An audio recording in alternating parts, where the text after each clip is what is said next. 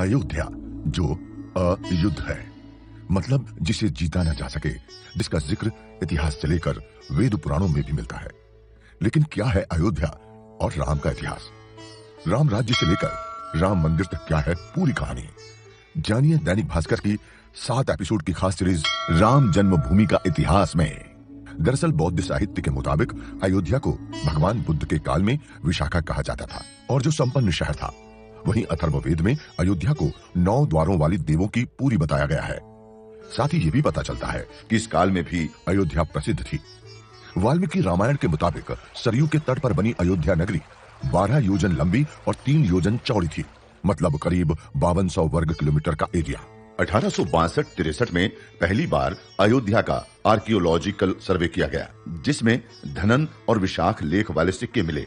वहीं इतिहासकार जॉन की अपनी किताब इंडिया अ हिस्ट्री में लिखते हैं, अयोध्या उस जगह बसाई गई जहां 2 ट्रेड रूट एक दूसरे को काटते थे, इसलिए अयोध्या काफी संपन्न थी। ब्रिटिश राज में कलेक्टर लाला सीताराम ने अपनी किताब अयोध्या अ हिस्ट्री में लिखा, 6वीं शताब्दी ईसा पूर्व में अयोध्या कौशल जनपद की राजधानी थी। हालांकि कुछ जगहों पर अयोध्या को साकेत भी कहा गया है, जबकि प्रोफेसर रीस डेविड्स मानते हैं कि बौद्ध काल में अयोध्या और साकेत 2 अलग अलग शहर थे। अयोध्या सूर्यवंश की राजधानी भी रही है। माना जाता है कि यह भारतीय इतिहास का सबसे लंबा राजवंश था।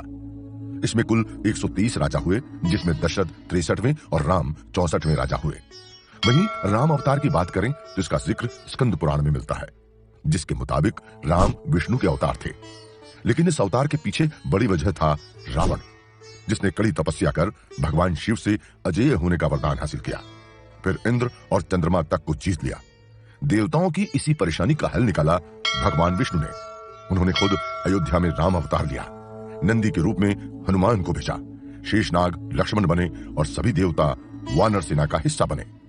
तो ये थी मर्यादा पुरुषोत्तम भगवान श्री राम और अयोध्या की कहानी। राम जन्मभूमि का इतिहास के अगले एपिसोड में जानेंगे कि राम राज्य के बाद कैसे बदली अयोध्या और कैसे बनी बाबरी मस्जिद।